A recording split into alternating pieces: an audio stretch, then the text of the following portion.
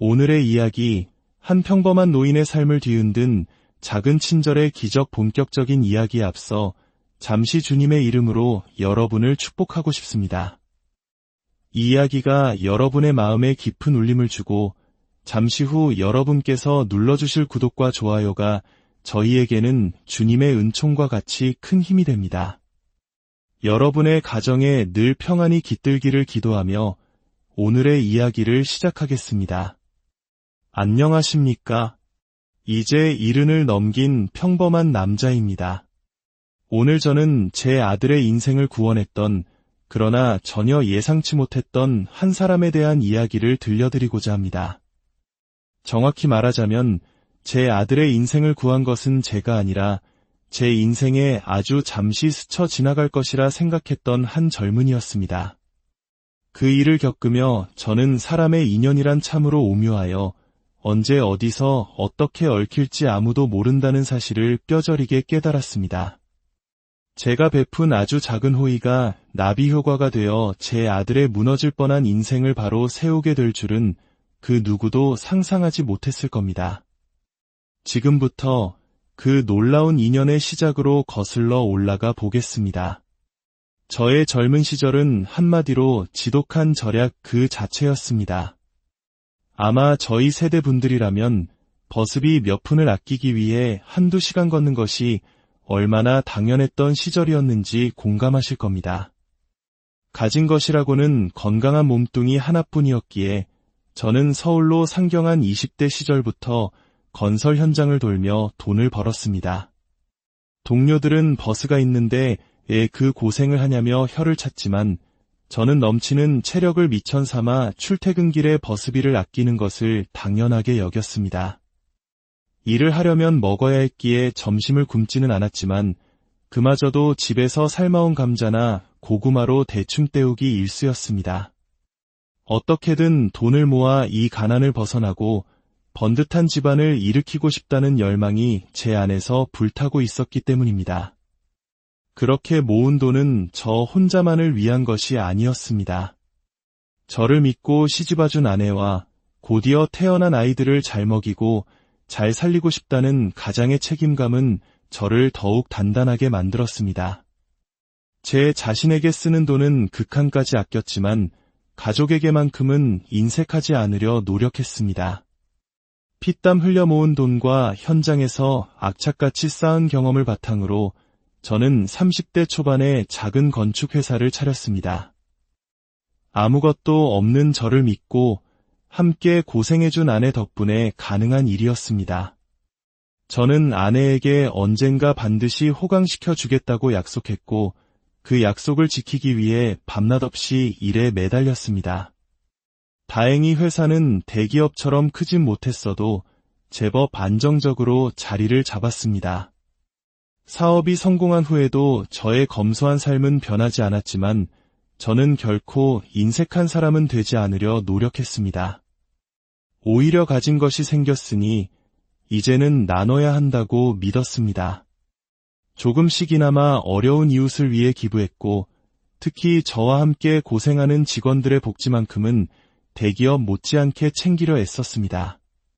제가 유독 싫어했던 것이 바로 갑질이었습니다. 제가 직원들의 나이가 많든 적든 늘 존댓말을 쓰며 예의를 갖춘 것도 직급을 내세워 아랫사람에게 함부로 대하는 직원이 있으면 불같이 화를 내며 즉시 조치를 취했던 것도 모두 그 때문이었습니다. 실력도 중요하지만 인성이 갖춰지지 않은 사람은 결국 회사에 해를 끼친다고 믿었기 때문입니다. 제가 그토록 갑질을 혐오하게 된 데에는 어린 시절의 아픈 기억이 있었습니다. 저희 아버지는 시골에서 동네 유지의 땅을 빌려 농사를 지으셨습니다. 그 땅 주인은 아버지를 머슴처럼 부리며 수시로 인격을 모독했습니다. 이봐, 자네. 내가 자네 가족 먹여 살리는 거 잊지 말게나 이런 말을 들을 때마다 아무 대꾸도 못하고 고개만 숙이시던 아버지의 작아진 어깨를 저는 아직도 잊을 수가 없습니다. 학교에서도 가난하다는 이유로 저를 무시하던 선생님이 있었습니다. 부잣집 아이가 잘못을 해도 늘 매를 맞는 것은 저였습니다. 내까짓게 학교에 기여한 게 뭐 있냐는 선생님의 말은 어린 제 가슴에 깊은 상처로 남았습니다. 어른이 되어 건설 현장에서 일할 때도 회사를 차린 후에도 그런 갑질은 끊이지 않았습니다. 현장 소장들, 투자자들, 거래처 사장들까지 그들은 마치 자신이 신이라도 된 듯 행동하며 저를 무시하고 함부로 대했습니다. 그 모든 서러움과 분노가 쌓여 저는 다짐했습니다. 돈을 많이 버는 것만이 성공이 아니라 사람으로서 바로 서는 것이 진정한 성공이라고. 그리고 제 자식들에게도 똑같이 가르쳤습니다. 돈을 아끼되 인색하지 말고 가진 만큼 베풀되 생색내지 말며 사람 위에 사람 없고 사람 밑에 사람 없다는 것을요. 다행히 제 큰아들과 두 딸은 제 가르침대로 반듯하게 자라주었습니다. 하지만 그 세 아이 중에서도 큰아들은 저와 아내에게 늘 아픈 손가락이었습니다. 아들은 유독 어릴 적부터 몸이 약했습니다. 툭하면 열이 오르고 병치레를 달고 살았죠. 병원에 입원하는 날이 학교 가는 날보다 많을 정도였습니다. 아들과 달리 두 딸은 어찌나 건강하고 씩씩한지 큰딸은 학창시절 육상선수로 활약할 정도였습니다. 유독 아들만 병약한 것이 저희 부부에게는 늘 미안함과 안타까움으로 남았습니다. 몸이 약하고 왜소했던 탓에 아들은 중학교 시절 친구들에게 따돌림을 당하기도 했습니다. 그 사실을 알게 된 아내는 가슴을 치며 울었고 저는 조심스럽게 아들에게 학교에 가주겠다고 말했습니다. 하지만 아들은 의외로 단호하게 고개를 저었습니다. 아버지, 괜찮아요. 제가 몸은 약하지만 제 문제는 스스로 해결하고 싶어요. 제가 공부도 열심히 하고 모든 일에 최선을 다하면 친구들도 언젠가 저를 알아줄 거라고 믿어요. 어리게만 봤던 아들은 어느새 속이 깊고 의지가 강한 아이로 자라 있었습니다. 아들은 정말 자신의 말대로 묵묵히 최선을 다했고 나중에는 주변에 좋은 친구들도 많이 생겼습니다. 몸은 약했지만 그 누구보다 강한 정신력을 가진 아이였죠. 시간이 흘러 아이들은 모두 성인이 되었습니다. 큰딸은 체육교사가 되었고 아들과 막내딸은 제 회사에 들어와 일을 돕기 시작했습니다. 특히 건축을 전공한 아들은 언젠가 아버지의 회사에서 자신의 꿈을 펼치겠다며 누구보다 열심히 일했습니다. 그 약했던 녀석이 어느새 이렇게 듬직하게 자랐나 싶어 대견하고 고마웠습니다. 그런 아들에게는 또 다른 꿈이 있었습니다. 바로 아버지처럼 좋은 아빠가 되어 단란한 가정을 꾸리는 것이었습니다. 하지만 안타깝게도 아들은 연애에 있어서는 좀처럼 인연을 만나지 못했습니다. 어린 시절 병약했던 탓에 키도 작고 마른 체형이었고 외모 또한 평범했기 때문입니다. 그런 아들이 마침내 40이 넘어 6살 연하의 여자친구를 데려왔습니다. 두 딸이 모두 시집을 간 한참 뒤의 일이었습니다. 며느리가 될 현지라는 아가씨는 아들의 말처럼 참으로 마음이 곱고 착해 보였습니다. 저희 부부의 눈에도 참하고 바른 사람으로 보였죠. 며느리의 가정사는 조금 복잡했습니다. 9살 때 사고로 부모님을 모두 여의고 고모 댁에서 자랐다고 했습니다. 상견례 자리에서 만난 고모 내에는 조카를 키워준 고마운 분들이었지만 며느리와의 사이는 어딘가 서먹해 보였습니다. 며느리는 나중에 저희에게 솔직하게 털어놓았습니다. 고모 댁에서는 늘 손님처럼 겉도는 느낌이었어요. 그래서 결혼하게 되어 너무 좋아요. 저에게도 이제 진짜 가족이 생기는 거니까요. 그 말을 들으니 며느리가 참 안쓰럽고 딱하게 느껴졌습니다. 그래서 저와 아내는 며느리에게 그동안 받지 못했던 가족의 정을 듬뿍 쏟아주기로 했습니다.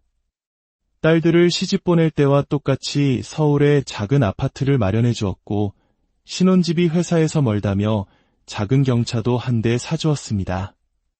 저희 친자식들에게는 나쁜 버릇이 들까 봐 해주지 않았던 것들도 며느리에게는 측은한 마음에 뭐든 해주고 싶었습니다. 저희 딸들도 자신들보다 어린 새언니를 존중하며 깍듯하게 대했고, 며느리 또한 저희 부부에게 친딸 이상으로 잘했습니다. 저희 가족 모두가 며느리를 아꼈지만 그 중에서도 아들은 누가 봐도 며느리에게 푹 빠져 있었습니다. 서로를 위하고 아끼는 두 아이의 모습은 보는 것만으로도 흐뭇했습니다. 결혼 후 3년 만에 아들 부부는 귀한 아들을 낳았습니다. 저희에게는 첫 손주였죠. 하지만 기쁨도 잠시, 며느리는 산후 우울증으로 힘들어하기 시작했습니다. 밖에서 일하던 사람이 집에서 아이와만 갇혀 있으려니 너무 힘들다며 눈물을 보였습니다. 결국 저와 아내는 손주를 저희가 맡아주기로 결정했습니다. 며느리가 마음 편히 다시 일을 시작할 수 있도록 돕고 싶었기 때문입니다. 하지만 아이가 있다는 이유로 며느리의 재취업은 쉽지 않았습니다. 풀이 죽은 며느리를 보며 고민하던 저는 제 소유의 작은 건물 1층에 카페를 하나 차려보는 게 어떻겠냐고 제안했습니다. 마침 기존 카페가 계약이 만료되어 비어있는 상태였습니다. 저는 평소 건물 임차인들에게 잘해준 덕에 이전 사장에게서 권리금도 싸게 받고 커피 머신 같은 장비들도 저렴하게 넘겨받을 수 있었습니다. 내가 하겠다고만 하면 인테리어도 내가 싹 고쳐주마 제 제안에 며느리는 꿈만 같다며 눈물을 글썽였습니다. 카페를 차리는 것이 오랜 꿈이었다면서요. 그렇게 며느리는 제 건물에서 자신의 카페를 시작했습니다. 일을 다시 시작한 며느리는 하루가 다르게 표정이 밝아졌고 저희는 그런 며느리를 보며 안심했습니다. 저는 평소에도 제 건물에 입주한 가게들을 자주 이용하곤 했습니다. 2층 식당에서 밥을 먹고 4층 미용실에서 머리를 깎으며 그들의 어려움은 없는지 살피고 매출도 올려주려 노력했습니다. 서로 돕고 사는 것이 세상의 이치라고 믿었기 때문입니다. 그런데 며느리의 카페를 드나들며 한 가지 이상한 점을 발견했습니다.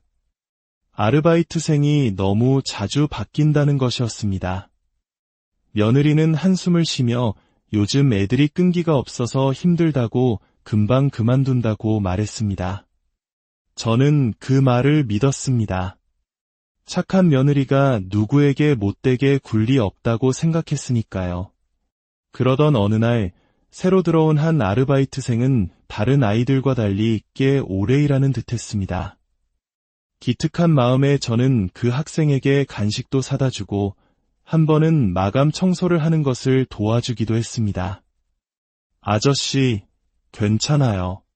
제 일인데요. 허허, 우리 애들 대학생 때 생각나서 그래. 우리 애들도 힘들게 아르바이트하며 공부했거든. 그냥 도와주고 싶어서 그러니 부담 갖지 말게. 그때까지만 해도 제가 건넨 이 작은 친절이 어떤 결과를 가져올지 전혀 상상하지 못했습니다. 그 학생이 일한 지 4개월쯤 지났을 무렵이었습니다. 저는 친구와 함께 2층 짬뽕집에서 점심을 먹고 며느리의 카페로 내려와 커피를 주문했습니다. 커피를 받으러 가자 그 아르바이트생이 저에게 무언가 눈짓을 보내는 것이었습니다. 그녀의 시선을 따라 쟁반을 내려다보니 컵과 쟁반 사이에 작은 쪽지 하나가 놓여 있었습니다. 며느리의 눈치를 살피는 학생의 모습에 저는 우선 조용히 자리로 돌아와 쪽지를 펼쳤습니다. 사장님, 제보할 것이 있습니다. 저희 사장님께는 말씀 마시고 저에게 따로 연락주세요. 정말 중요한 일입니다. 대체 무슨 일인가 싶어 저는 그 번호로 조용히 문자를 남겼습니다. 그리고 그날 저녁 퇴근한 학생을 다른 카페에서 만났습니다. 그리고 그 학생의 입에서 나온 이야기는 제 인생을 송두리째 뒤흔들 만큼 충격적이었습니다. 단도직입적으로 말씀드릴게요. 저희 사장님, 2층 짬뽕집 사장님이랑 바람 피워요. 만난 지 벌써 반년도 넘었대요. 학생은 증거라며 몰래 찍은 사진 한 장을 내밀었습니다. 사진 속에는 며느리와 짬뽕집 사장이 연인처럼 다정하게 스킨십을 하는 모습이 담겨 있었습니다. 바로 오늘 제가 점심을 먹었던 그 짬뽕집의 유부남 사장이었습니다. 저는 너무 큰 충격에 말문이 막혔습니다. 학생은 말을 이어갔습니다. 사장님은요, 아저씨 앞에서랑 평소 모습이 완전 다른 사람이에요. 저희 같은 알바생들한테는 엄청난 갑질을 해요. 하루 벌어 하루 사는 인생이라느니, 너 같은 멍청이는 대학 졸업해도 밑바닥 인생이라느니, 건물주 며느리인 나랑 너랑은 급이 다르다는 등 온갖 인격 모독적인 말을 서슴지 않아요. 그뿐만이 아니었습니다. 며느리는 아르바이트생들의 월급을 제대로 주지 않아 노동청에 신고당한 적도 2번이나 있었고 10분 지각했다고 1시간 시급을 깎는 등 온갖 못된 짓을 일삼고 있었습니다. 그동안 알바생들이 그만둔 것은 일이 힘들어서가 아니라 며느리의 끔찍한 갑질 때문이었던 겁니다. 다른 애들은 더러워서 진작 그만뒀지만 저는 시골에서 올라와 학비를 벌어야 해서 꾹 참고 버텼어요. 하지만 아저씨가 저희 사장님 실체를 꼭 아셔야 할 것 같았어요. 아저씨처럼 좋은 시아버지 덕에 편하게 살면서 뒤에서는 저렇게 추악한 짓을 하는 건 정말 아니잖아요. 저는 그 학생 앞에서 고개를 들 수가 없었습니다. 바람도 바람이지만 제가 그토록 혐오하는 갑질을 제 며느리가 그것도 어린 학생들에게 하고 있었다는 사실에 피가 거꾸로 솟는 듯했습니다. 저는 그 학생에게 진심으로 고개 숙여 사과했습니다. 정말 미안하네. 집안 단속을 잘못한 내 탓이야. 그리고 진실을 알려줘서 정말 고맙네. 학생이 내 아들의 인생을 구한 거야. 그날 밤 저는 당장 아들과 며느리를 집으로 불렀습니다. 그리고 학생에게 받은 사진을 며느리의 얼굴에 집어 던졌습니다. 내가 어떻게 내 건물에서 내가 보는 앞에서 이런 짓을 벌일 수가 있느냐. 모든 사실을 알게 된 아내도 차가운 눈으로 며느리를 노려보았습니다. 충격에 빠진 아들은 잠시 사진을 바라보더니 난생 처음으로 거친 행동을 보였습니다. 며느리의 뺨을 세차게 내리친 것입니다. 당신, 그래서 친구랑 여행 간다며 예박하고 술에 취해 들어왔던 거였어? 내가 이상하다고 했더니 의처증이냐며 길길이 날뛰었잖아. 난 그래도 당신을 믿었어. 그런데 어떻게 나한테 이럴 수가 있어. 아들의 울분에 찬절규를 듣고 나서야 아들 역시 무언가 낌새를 채고 혼자 속을 끓여왔다는 것을 알 수 있었습니다. 하지만 아들은 며느리가 떠날까 두려워 의심하기보다는 믿는 길을 택했던 것입니다. 며느리는 한 번의 실수였다며 지나가는 바람이었다며 매달렸지만 이미 엎질러진 물이었습니다. 아들은 단호하게 이혼을 선언했고 며느리는 자신이 가진 모든 것을 잃게 되었습니다. 그렇게 한바탕 폭풍이 지나갔습니다. 결국 제 아들의 인생을 구한 것은 거창한 부나 권력이 아니었습니다.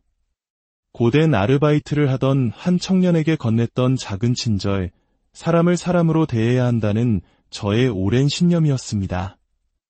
만약 제가 그 학생을 무시하고 함부로 대했다면 그 학생은 결코 저에게 이 끔찍한 진실을 알려주지 않았을 겁니다. 우리가 무심코 던진 돌에 개구리가 맞아 죽듯 우리가 무심코 행한 작은 갑질이 누군가에게는 평생의 상처가 될 수 있습니다. 반대로 우리가 진심으로 건넨 작은 친절과 존중은 예상치 못한 순간에 우리 삶의 가장 큰 구원자가 되어 돌아올 수도 있다는 것을 저는 이 일을 통해 배웠습니다. 오늘 제 이야기가 여러분의 삶에 작은 울림이 되었기를 바랍니다. 오늘의 이야기, 한 평범한 노인의 삶을 뒤흔든 작은 친절의 기적 본격적인 이야기에 앞서 잠시 주님의 이름으로 여러분을 축복하고 싶습니다. 이 이야기가 여러분의 마음에 깊은 울림을 주고 잠시 후 여러분께서 눌러주실 구독과 좋아요가 저희에게는 주님의 은총과 같이 큰 힘이 됩니다. 여러분의 가정에 늘 평안이 깃들기를 기도하며 오늘의 이야기를 시작하겠습니다. 안녕하십니까? 이제 70을 넘긴 평범한 남자입니다. 오늘 저는 제 아들의 인생을 구원했던, 그러나 전혀 예상치 못했던 한 사람에 대한 이야기를 들려드리고자 합니다. 정확히 말하자면 제 아들의 인생을 구한 것은 제가 아니라 제 인생에 아주 잠시 스쳐 지나갈 것이라 생각했던 한 젊은이였습니다. 그 일을 겪으며 저는 사람의 인연이란 참으로 오묘하여 언제 어디서 어떻게 얽힐지 아무도 모른다는 사실을 뼈저리게 깨달았습니다. 제가 베푼 아주 작은 호의가 나비 효과가 되어 제 아들의 무너질 뻔한 인생을 바로 세우게 될 줄은 그 누구도 상상하지 못했을 겁니다. 지금부터 그 놀라운 인연의 시작으로 거슬러 올라가 보겠습니다. 저의 젊은 시절은 한마디로 지독한 절약 그 자체였습니다. 아마 저희 세대 분들이라면 버스비 몇 푼을 아끼기 위해 한두 시간 걷는 것이 얼마나 당연했던 시절이었는지 공감하실 겁니다. 가진 것이라고는 건강한 몸뚱이 하나뿐이었기에 저는 서울로 상경한 20대 시절부터 건설 현장을 돌며 돈을 벌었습니다. 동료들은 버스가 있는데 왜 그 고생을 하냐며 혀를 찼지만 저는 넘치는 체력을 미천 삼아 출퇴근길에 버스비를 아끼는 것을 당연하게 여겼습니다. 일을 하려면 먹어야 했기에 점심을 굶지는 않았지만 그마저도 집에서 삶아온 감자나 고구마로 대충 때우기 일쑤였습니다. 어떻게든 돈을 모아 이 가난을 벗어나고 번듯한 집안을 일으키고 싶다는 열망이 제 안에서 불타고 있었기 때문입니다. 그렇게 모은 돈은 저 혼자만을 위한 것이 아니었습니다. 저를 믿고 시집와준 아내와 곧이어 태어난 아이들을 잘 먹이고 잘 살리고 싶다는 가장의 책임감은 저를 더욱 단단하게 만들었습니다. 제 자신에게 쓰는 돈은 극한까지 아꼈지만 가족에게만큼은 인색하지 않으려 노력했습니다. 피땀 흘려 모은 돈과 현장에서 악착같이 쌓은 경험을 바탕으로 저는 30대 초반에 작은 건축회사를 차렸습니다. 아무것도 없는 저를 믿고 함께 고생해준 아내 덕분에 가능한 일이었습니다. 저는 아내에게 언젠가 반드시 호강시켜 주겠다고 약속했고 그 약속을 지키기 위해 밤낮 없이 일에 매달렸습니다. 다행히 회사는 대기업처럼 크진 못했어도 제법 안정적으로 자리를 잡았습니다. 사업이 성공한 후에도 저의 검소한 삶은 변하지 않았지만 저는 결코 인색한 사람은 되지 않으려 노력했습니다. 오히려 가진 것이 생겼으니 이제는 나눠야 한다고 믿었습니다. 조금씩이나마 어려운 이웃을 위해 기부했고 특히 저와 함께 고생하는 직원들의 복지만큼은 대기업 못지않게 챙기려 애썼습니다. 제가 유독 싫어했던 것이 바로 갑질이었습니다.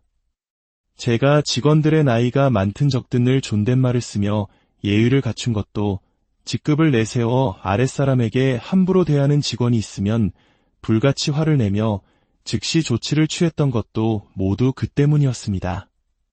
실력도 중요하지만 인성이 갖춰지지 않은 사람은 결국 회사에 해를 끼친다고 믿었기 때문입니다. 제가 그토록 갑질을 혐오하게 된 데에는 어린 시절의 아픈 기억이 있었습니다. 저희 아버지는 시골에서 동네 유지의 땅을 빌려 농사를 지으셨습니다. 그 땅 주인은 아버지를 머슴처럼 부리며 수시로 인격을 모독했습니다. 이봐, 자네. 내가 자네 가족 먹여 살리는 거 있지 말게나 이런 말을 들을 때마다 아무 대꾸도 못하고 고개만 숙이시던 아버지의 작아진 어깨를 저는 아직도 잊을 수가 없습니다. 학교에서도 가난하다는 이유로 저를 무시하던 선생님이 있었습니다. 부잣집 아이가 잘못을 해도 늘 매를 맞는 것은 저였습니다. 내까짓게 학교에 기여한 게 뭐 있냐는 선생님의 말은 어린 제 가슴에 깊은 상처로 남았습니다. 어른이 되어 건설 현장에서 일할 때도 회사를 차린 후에도 그런 갑질은 끊이지 않았습니다. 현장 소장들, 투자자들, 거래처 사장들까지 그들은 마치 자신이 신이라도 된 듯 행동하며 저를 무시하고 함부로 대했습니다. 그 모든 서러움과 분노가 쌓여 저는 다짐했습니다. 돈을 많이 버는 것만이 성공이 아니라 사람으로서 바로 서는 것이 진정한 성공이라고. 그리고 제 자식들에게도 똑같이 가르쳤습니다. 돈을 아끼되 인색하지 말고 가진 만큼 베풀되 생색내지 말며 사람 위에 사람 없고 사람 밑에 사람 없다는 것을요. 다행히 제 큰아들과 두 딸은 제 가르침대로 반듯하게 자라주었습니다. 하지만 그 세 아이 중에서도 큰아들은 저와 아내에게 늘 아픈 손가락이었습니다. 아들은 유독 어릴 적부터 몸이 약했습니다. 툭하면 열이 오르고 병치레를 달고 살았죠. 병원에 입원하는 날이 학교 가는 날보다 많을 정도였습니다. 아들과 달리 두 딸은 어찌나 건강하고 씩씩한지 큰딸은 학창시절 육상선수로 활약할 정도였습니다. 유독 아들만 병약한 것이 저희 부부에게는 늘 미안함과 안타까움으로 남았습니다. 몸이 약하고 왜소했던 탓에 아들은 중학교 시절 친구들에게 따돌림을 당하기도 했습니다. 그 사실을 알게 된 아내는 가슴을 치며 울었고 저는 조심스럽게 아들에게 학교에 가주겠다고 말했습니다. 하지만 아들은 의외로 단호하게 고개를 저었습니다. 아버지, 괜찮아요. 제가 몸은 약하지만 제 문제는 스스로 해결하고 싶어요. 제가 공부도 열심히 하고 모든 일에 최선을 다하면 친구들도 언젠가 저를 알아줄 거라고 믿어요. 어리게만 봤던 아들은 어느새 속이 깊고 의지가 강한 아이로 자라 있었습니다. 아들은 정말 자신의 말대로 묵묵히 최선을 다했고 나중에는 주변에 좋은 친구들도 많이 생겼습니다. 몸은 약했지만 그 누구보다 강한 정신력을 가진 아이였죠. 시간이 흘러 아이들은 모두 성인이 되었습니다. 큰딸은 체육교사가 되었고 아들과 막내딸은 제 회사에 들어와 일을 돕기 시작했습니다. 특히 건축을 전공한 아들은 언젠가 아버지의 회사에서 자신의 꿈을 펼치겠다며 누구보다 열심히 일했습니다. 그 약했던 녀석이 어느새 이렇게 듬직하게 자랐나 싶어 대견하고 고마웠습니다. 그런 아들에게는 또 다른 꿈이 있었습니다. 바로 아버지처럼 좋은 아빠가 되어 단란한 가정을 꾸리는 것이었습니다. 하지만 안타깝게도 아들은 연애에 있어서는 좀처럼 인연을 만나지 못했습니다. 어린 시절 병약했던 탓에 키도 작고 마른 체형이었고 외모 또한 평범했기 때문입니다. 그런 아들이 마침내 40이 넘어 6살 연하의 여자친구를 데려왔습니다. 두 딸이 모두 시집을 간 한참 뒤의 일이었습니다. 며느리가 될 현지라는 아가씨는 아들의 말처럼 참으로 마음이 곱고 착해 보였습니다. 저희 부부의 눈에도 참하고 바른 사람으로 보였죠. 며느리의 가정사는 조금 복잡했습니다. 9살 때 사고로 부모님을 모두 여의고 고모 댁에서 자랐다고 했습니다. 상견례 자리에서 만난 고모 내에는 조카를 키워준 고마운 분들이었지만 며느리와의 사이는 어딘가 서먹해 보였습니다. 며느리는 나중에 저희에게 솔직하게 털어놓았습니다. 고모 댁에서는 늘 손님처럼 겉도는 느낌이었어요. 그래서 결혼하게 되어 너무 좋아요. 저에게도 이제 진짜 가족이 생기는 거니까요. 그 말을 들으니 며느리가 참 안쓰럽고 딱하게 느껴졌습니다. 그래서 저와 아내는 며느리에게 그동안 받지 못했던 가족의 정을 듬뿍 쏟아주기로 했습니다. 딸들을 시집 보낼 때와 똑같이 서울에 작은 아파트를 마련해 주었고 신혼집이 회사에서 멀다며 작은 경차도 한 대 사주었습니다. 저희 친자식들에게는 나쁜 버릇이 들까 봐 해주지 않았던 것들도 며느리에게는 측은한 마음에 뭐든 해주고 싶었습니다. 저희 딸들도 자신들보다 어린 새언니를 존중하며 깍듯하게 대했고, 며느리 또한 저희 부부에게 친딸 이상으로 잘했습니다. 저희 가족 모두가 며느리를 아꼈지만 그 중에서도 아들은 누가 봐도 며느리에게 푹 빠져 있었습니다. 서로를 위하고 아끼는 두 아이의 모습은 보는 것만으로도 흐뭇했습니다. 결혼 후 3년 만에 아들 부부는 귀한 아들을 낳았습니다. 저희에게는 첫 손주였죠. 하지만 기쁨도 잠시, 며느리는 산후 우울증으로 힘들어하기 시작했습니다. 밖에서 일하던 사람이 집에서 아이와만 갇혀 있으려니 너무 힘들다며 눈물을 보였습니다. 결국 저와 아내는 손주를 저희가 맡아주기로 결정했습니다. 며느리가 마음 편히 다시 일을 시작할 수 있도록 돕고 싶었기 때문입니다. 하지만 아이가 있다는 이유로 며느리의 재취업은 쉽지 않았습니다. 풀이 죽은 며느리를 보며 고민하던 저는 제 소유의 작은 건물 1층에 카페를 하나 차려보는 게 어떻겠냐고 제안했습니다. 마침 기존 카페가 계약이 만료되어 비어있는 상태였습니다. 저는 평소 건물 임차인들에게 잘해준 덕에 이전 사장에게서 권리금도 싸게 받고 커피 머신 같은 장비들도 저렴하게 넘겨받을 수 있었습니다. 내가 하겠다고만 하면 인테리어도 내가 싹 고쳐주마. 제 제안에 며느리는 꿈만 같다며 눈물을 글썽였습니다. 카페를 차리는 것이 오랜 꿈이었다면서요. 그렇게 며느리는 제 건물에서 자신의 카페를 시작했습니다. 일을 다시 시작한 며느리는 하루가 다르게 표정이 밝아졌고 저희는 그런 며느리를 보며 안심했습니다. 저는 평소에도 제 건물에 입주한 가게들을 자주 이용하곤 했습니다. 2층 식당에서 밥을 먹고 4층 미용실에서 머리를 깎으며 그들의 어려움은 없는지 살피고 매출도 올려주려 노력했습니다. 서로 돕고 사는 것이 세상의 이치라고 믿었기 때문입니다. 그런데 며느리의 카페를 드나들며 한 가지 이상한 점을 발견했습니다. 아르바이트생이 너무 자주 바뀐다는 것이었습니다. 며느리는 한숨을 쉬며 요즘 애들이 끈기가 없어서 힘들다고 금방 그만둔다고 말했습니다. 저는 그 말을 믿었습니다. 착한 며느리가 누구에게 못되게 굴 리 없다고 생각했으니까요. 그러던 어느 날 새로 들어온 한 아르바이트생은 다른 아이들과 달리 꽤 오래 일하는 듯했습니다. 기특한 마음에 저는 그 학생에게 간식도 사다 주고 한 번은 마감 청소를 하는 것을 도와주기도 했습니다. 아저씨, 괜찮아요. 제 일인데요. 허허, 우리 애들 대학생 때 생각나서 그래. 우리 애들도 힘들게 아르바이트하며 공부했거든. 그냥 도와주고 싶어서 그러니 부담 갖지 말게. 그때까지만 해도 제가 건넨 이 작은 친절이 어떤 결과를 가져올지 전혀 상상하지 못했습니다. 그 학생이 일한 지 4개월쯤 지났을 무렵이었습니다. 저는 친구와 함께 2층 짬뽕집에서 점심을 먹고 며느리의 카페로 내려와 커피를 주문했습니다.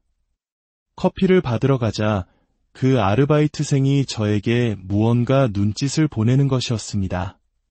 그녀의 시선을 따라 쟁반을 내려다보니 컵과 쟁반 사이에 작은 쪽지 하나가 놓여 있었습니다. 며느리의 눈치를 살피는 학생의 모습에 저는 우선 조용히 자리로 돌아와 쪽지를 펼쳤습니다.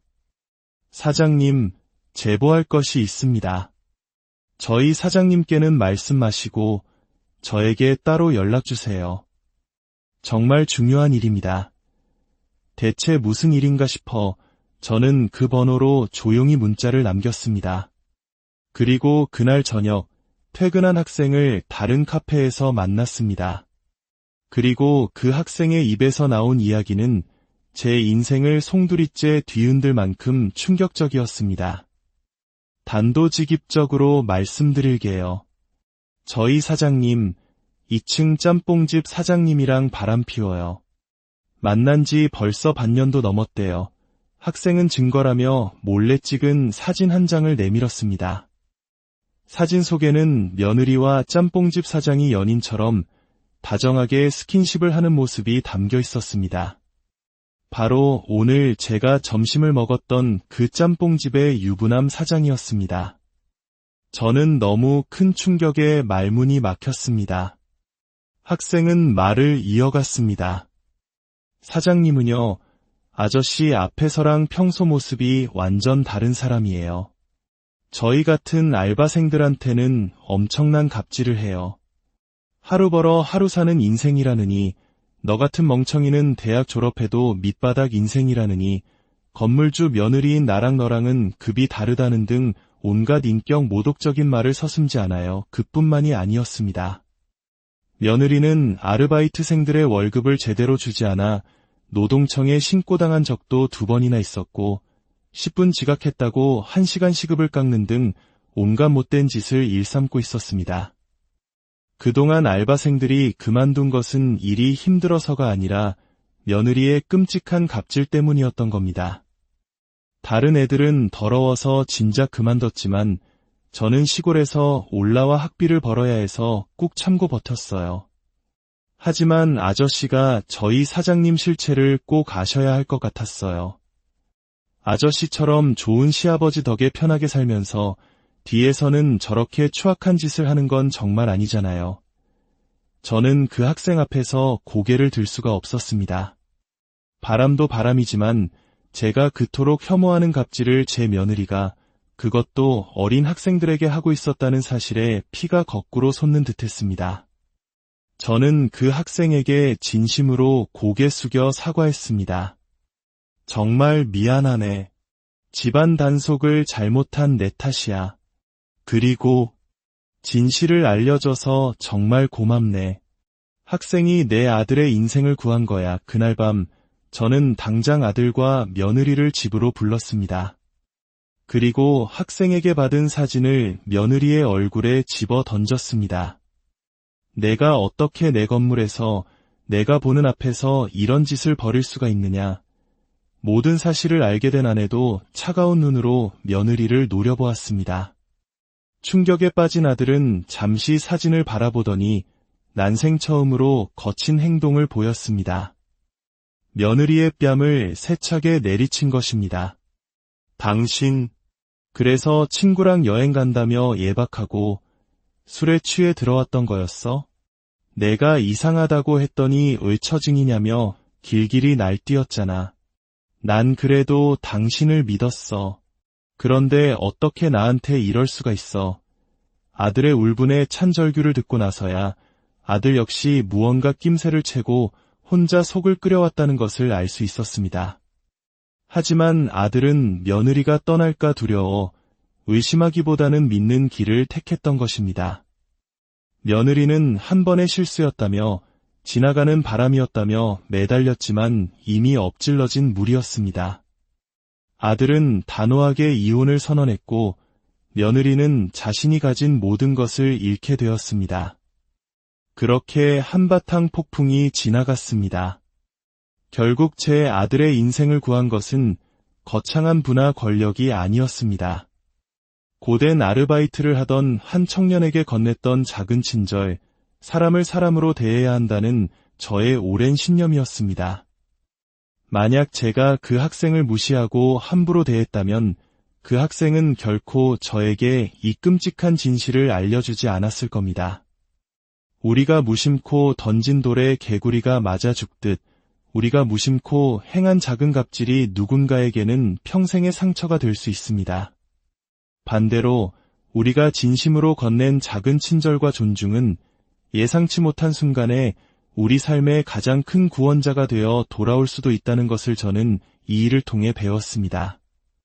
오늘 제 이야기가 여러분의 삶에 작은 울림이 되었기를 바랍니다. 오늘의 이야기, 한 평범한 노인의 삶을 뒤흔든 작은 친절의 기적 본격적인 이야기에 앞서 잠시 주님의 이름으로 여러분을 축복하고 싶습니다. 이 이야기가 여러분의 마음에 깊은 울림을 주고 잠시 후 여러분께서 눌러주실 구독과 좋아요가 저희에게는 주님의 은총과 같이 큰 힘이 됩니다. 여러분의 가정에 늘 평안이 깃들기를 기도하며 오늘의 이야기를 시작하겠습니다. 안녕하십니까? 이제 70을 넘긴 평범한 남자입니다. 오늘 저는 제 아들의 인생을 구원했던, 그러나 전혀 예상치 못했던 한 사람에 대한 이야기를 들려드리고자 합니다. 정확히 말하자면 제 아들의 인생을 구한 것은 제가 아니라 제 인생에 아주 잠시 스쳐 지나갈 것이라 생각했던 한 젊은이였습니다. 그 일을 겪으며 저는 사람의 인연이란 참으로 오묘하여 언제 어디서 어떻게 얽힐지 아무도 모른다는 사실을 뼈저리게 깨달았습니다. 제가 베푼 아주 작은 호의가 나비 효과가 되어 제 아들의 무너질 뻔한 인생을 바로 세우게 될 줄은 그 누구도 상상하지 못했을 겁니다. 지금부터 그 놀라운 인연의 시작으로 거슬러 올라가 보겠습니다. 저의 젊은 시절은 한마디로 지독한 절약 그 자체였습니다. 아마 저희 세대 분들이라면 버스비 몇 푼을 아끼기 위해 한두 시간 걷는 것이 얼마나 당연했던 시절이었는지 공감하실 겁니다. 가진 것이라고는 건강한 몸뚱이 하나뿐이었기에 저는 서울로 상경한 20대 시절부터 건설 현장을 돌며 돈을 벌었습니다. 동료들은 버스가 있는데 왜 그 고생을 하냐며 혀를 찼지만 저는 넘치는 체력을 미천 삼아 출퇴근길에 버스비를 아끼는 것을 당연하게 여겼습니다. 일을 하려면 먹어야 했기에 점심을 굶지는 않았지만 그마저도 집에서 삶아온 감자나 고구마로 대충 때우기 일쑤였습니다. 어떻게든 돈을 모아 이 가난을 벗어나고 번듯한 집안을 일으키고 싶다는 열망이 제 안에서 불타고 있었기 때문입니다. 그렇게 모은 돈은 저 혼자만을 위한 것이 아니었습니다. 저를 믿고 시집와준 아내와 곧이어 태어난 아이들을 잘 먹이고 잘 살리고 싶다는 가장의 책임감은 저를 더욱 단단하게 만들었습니다. 제 자신에게 쓰는 돈은 극한까지 아꼈지만 가족에게만큼은 인색하지 않으려 노력했습니다. 피땀 흘려 모은 돈과 현장에서 악착같이 쌓은 경험을 바탕으로 저는 30대 초반에 작은 건축회사를 차렸습니다. 아무것도 없는 저를 믿고 함께 고생해준 아내 덕분에 가능한 일이었습니다. 저는 아내에게 언젠가 반드시 호강시켜 주겠다고 약속했고 그 약속을 지키기 위해 밤낮 없이 일에 매달렸습니다. 다행히 회사는 대기업처럼 크진 못했어도 제법 안정적으로 자리를 잡았습니다. 사업이 성공한 후에도 저의 검소한 삶은 변하지 않았지만 저는 결코 인색한 사람은 되지 않으려 노력했습니다. 오히려 가진 것이 생겼으니 이제는 나눠야 한다고 믿었습니다. 조금씩이나마 어려운 이웃을 위해 기부했고 특히 저와 함께 고생하는 직원들의 복지만큼은 대기업 못지않게 챙기려 애썼습니다. 제가 유독 싫어했던 것이 바로 갑질이었습니다. 제가 직원들의 나이가 많든 적든 늘 존댓말을 쓰며 예의를 갖춘 것도 직급을 내세워 아랫사람에게 함부로 대하는 직원이 있으면 불같이 화를 내며 즉시 조치를 취했던 것도 모두 그 때문이었습니다.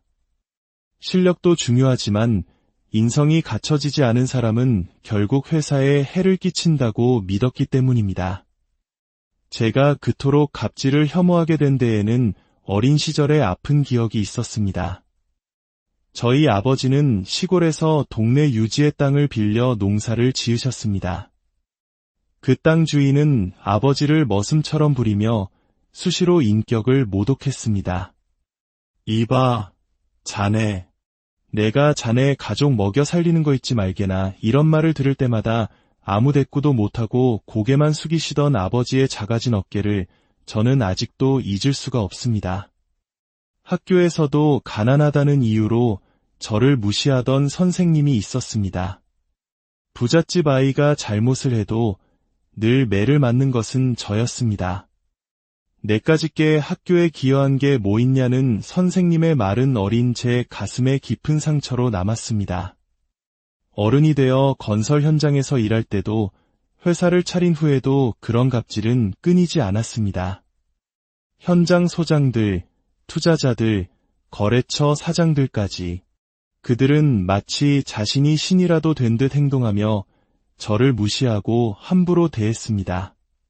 그 모든 서러움과 분노가 쌓여 저는 다짐했습니다. 돈을 많이 버는 것만이 성공이 아니라 사람으로서 바로 서는 것이 진정한 성공이라고. 그리고 제 자식들에게도 똑같이 가르쳤습니다. 돈을 아끼되 인색하지 말고 가진 만큼 베풀되 생색내지 말며 사람 위에 사람 없고 사람 밑에 사람 없다는 것을요. 다행히 제 큰아들과 두 딸은 제 가르침대로 반듯하게 자라주었습니다.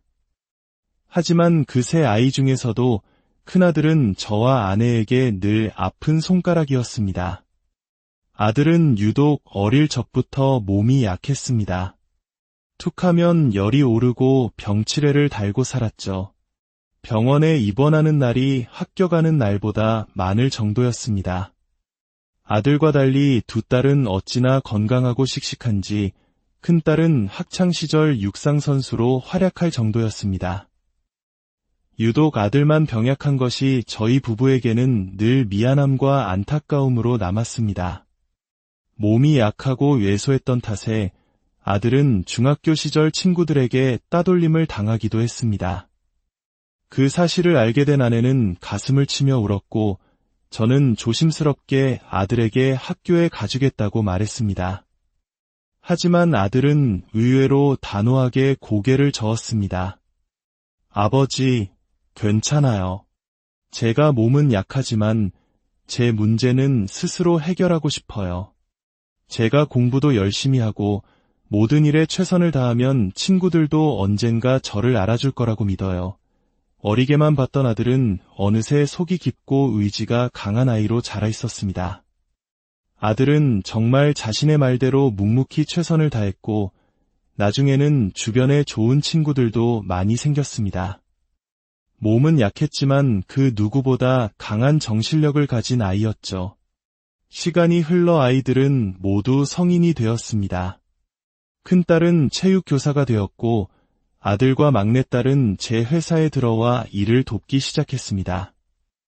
특히 건축을 전공한 아들은 언젠가 아버지의 회사에서 자신의 꿈을 펼치겠다며 누구보다 열심히 일했습니다. 그 약했던 녀석이 어느새 이렇게 듬직하게 자랐나 싶어 대견하고 고마웠습니다. 그런 아들에게는 또 다른 꿈이 있었습니다.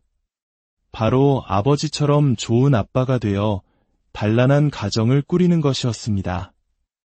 하지만 안타깝게도 아들은 연애에 있어서는 좀처럼 인연을 만나지 못했습니다. 어린 시절 병약했던 탓에 키도 작고 마른 체형이었고 외모 또한 평범했기 때문입니다. 그런 아들이 마침내 40이 넘어 6살 연하의 여자친구를 데려왔습니다. 두 딸이 모두 시집을 간 한참 뒤의 일이었습니다. 며느리가 될 현지라는 아가씨는 아들의 말처럼 참으로 마음이 곱고 착해 보였습니다. 저희 부부의 눈에도 참하고 바른 사람으로 보였죠. 며느리의 가정사는 조금 복잡했습니다. 9살 때 사고로 부모님을 모두 여의고 고모 댁에서 자랐다고 했습니다. 상견례 자리에서 만난 고모 내에는 조카를 키워준 고마운 분들이었지만 며느리와의 사이는 어딘가 서먹해 보였습니다. 며느리는 나중에 저희에게 솔직하게 털어놓았습니다. 고모 댁에서는 늘 손님처럼 겉도는 느낌이었어요. 그래서 결혼하게 되어 너무 좋아요. 저에게도 이제 진짜 가족이 생기는 거니까요. 그 말을 들으니 며느리가 참 안쓰럽고 딱하게 느껴졌습니다. 그래서 저와 아내는 며느리에게 그동안 받지 못했던 가족의 정을 듬뿍 쏟아주기로 했습니다. 딸들을 시집 보낼 때와 똑같이 서울에 작은 아파트를 마련해 주었고 신혼집이 회사에서 멀다며 작은 경차도 한 대 사주었습니다.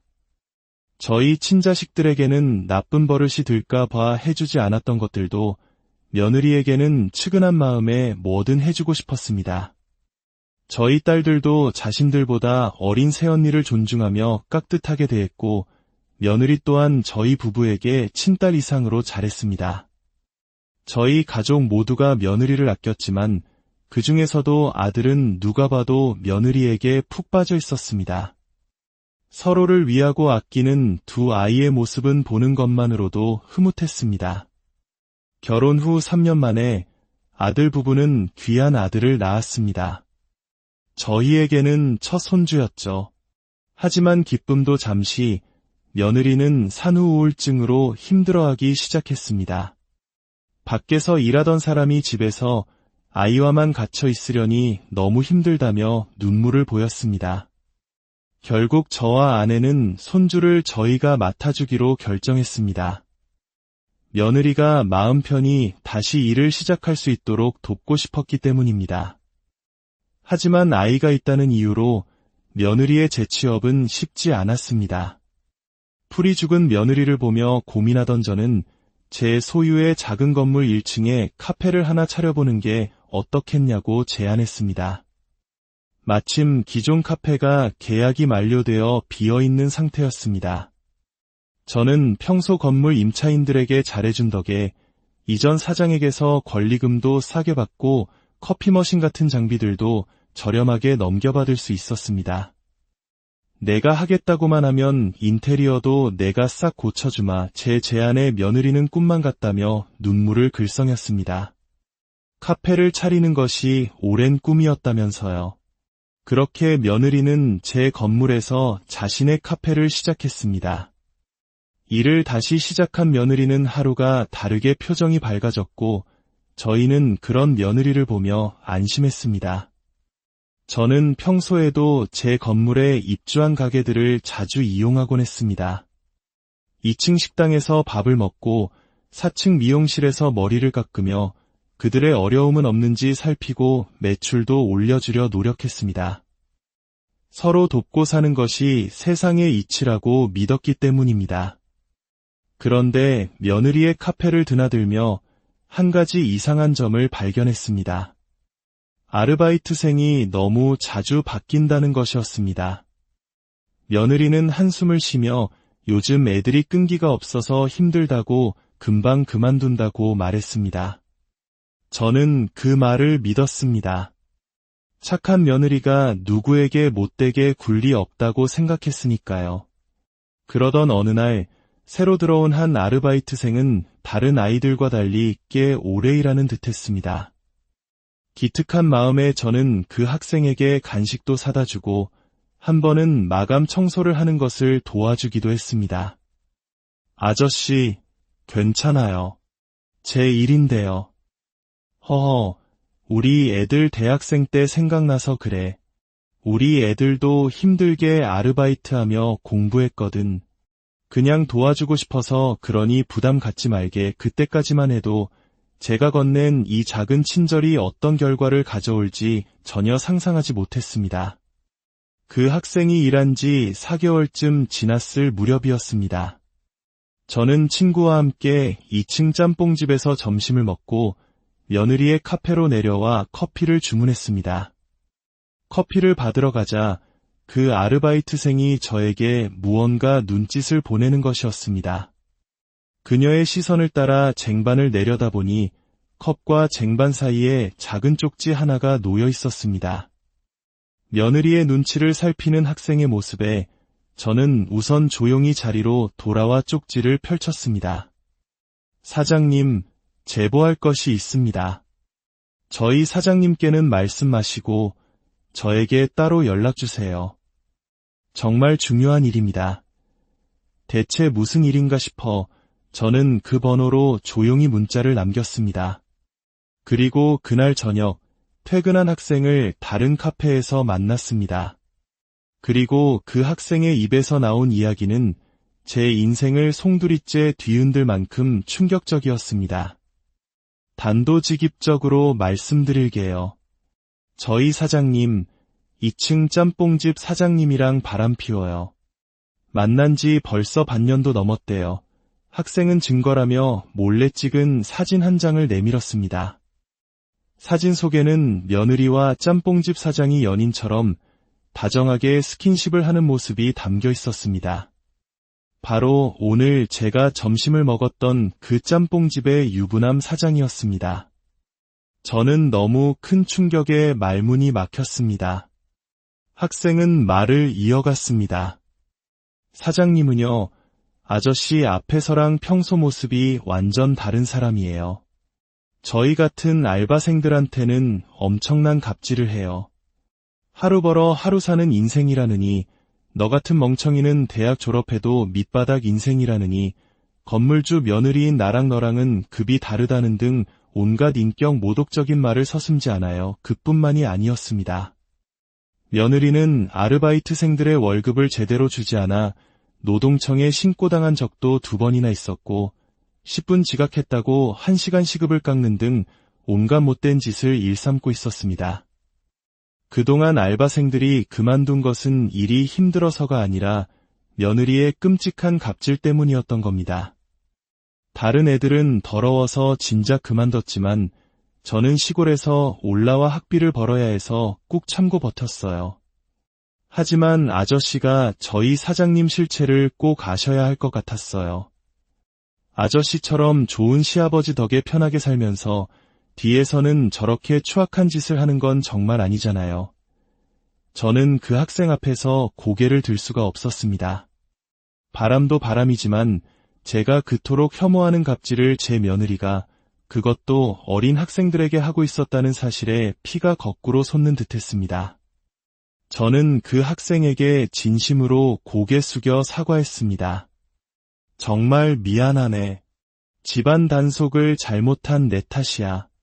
그리고 진실을 알려줘서 정말 고맙네. 학생이 내 아들의 인생을 구한 거야. 그날 밤 저는 당장 아들과 며느리를 집으로 불렀습니다. 그리고 학생에게 받은 사진을 며느리의 얼굴에 집어 던졌습니다. 내가 어떻게 내 건물에서 내가 보는 앞에서 이런 짓을 벌일 수가 있느냐. 모든 사실을 알게 된 아내도 차가운 눈으로 며느리를 노려보았습니다. 충격에 빠진 아들은 잠시 사진을 바라보더니 난생 처음으로 거친 행동을 보였습니다. 며느리의 뺨을 세차게 내리친 것입니다. 당신, 그래서 친구랑 여행 간다며 예박하고 술에 취해 들어왔던 거였어? 내가 이상하다고 했더니 왜 처징이냐며 길길이 날뛰었잖아. 난 그래도 당신을 믿었어. 그런데 어떻게 나한테 이럴 수가 있어. 아들의 울분에 찬절규를 듣고 나서야 아들 역시 무언가 낌새를 채고 혼자 속을 끓여왔다는 것을 알 수 있었습니다. 하지만 아들은 며느리가 떠날까 두려워 의심하기보다는 믿는 길을 택했던 것입니다. 며느리는 한 번의 실수였다며 지나가는 바람이었다며 매달렸지만 이미 엎질러진 물이었습니다. 아들은 단호하게 이혼을 선언했고 며느리는 자신이 가진 모든 것을 잃게 되었습니다. 그렇게 한바탕 폭풍이 지나갔습니다. 결국 제 아들의 인생을 구한 것은 거창한 부나 권력이 아니었습니다. 고된 아르바이트를 하던 한 청년에게 건넸던 작은 친절, 사람을 사람으로 대해야 한다는 저의 오랜 신념이었습니다. 만약 제가 그 학생을 무시하고 함부로 대했다면 그 학생은 결코 저에게 이 끔찍한 진실을 알려주지 않았을 겁니다. 우리가 무심코 던진 돌에 개구리가 맞아 죽듯 우리가 무심코 행한 작은 갑질이 누군가에게는 평생의 상처가 될 수 있습니다. 반대로 우리가 진심으로 건넨 작은 친절과 존중은 예상치 못한 순간에 우리 삶의 가장 큰 구원자가 되어 돌아올 수도 있다는 것을 저는 이 일을 통해 배웠습니다. 오늘 제 이야기가 여러분의 삶에 작은 울림이 되었기를 바랍니다. 오늘의 이야기, 한 평범한 노인의 삶을 뒤흔든 작은 친절의 기적 본격적인 이야기에 앞서 잠시 주님의 이름으로 여러분을 축복하고 싶습니다. 이 이야기가 여러분의 마음에 깊은 울림을 주고 잠시 후 여러분께서 눌러주실 구독과 좋아요가 저희에게는 주님의 은총과 같이 큰 힘이 됩니다. 여러분의 가정에 늘 평안이 깃들기를 기도하며 오늘의 이야기를 시작하겠습니다. 안녕하십니까? 이제 70을 넘긴 평범한 남자입니다. 오늘 저는 제 아들의 인생을 구원했던, 그러나 전혀 예상치 못했던 한 사람에 대한 이야기를 들려드리고자 합니다. 정확히 말하자면 제 아들의 인생을 구한 것은 제가 아니라 제 인생에 아주 잠시 스쳐 지나갈 것이라 생각했던 한 젊은이였습니다. 그 일을 겪으며 저는 사람의 인연이란 참으로 오묘하여 언제 어디서 어떻게 얽힐지 아무도 모른다는 사실을 뼈저리게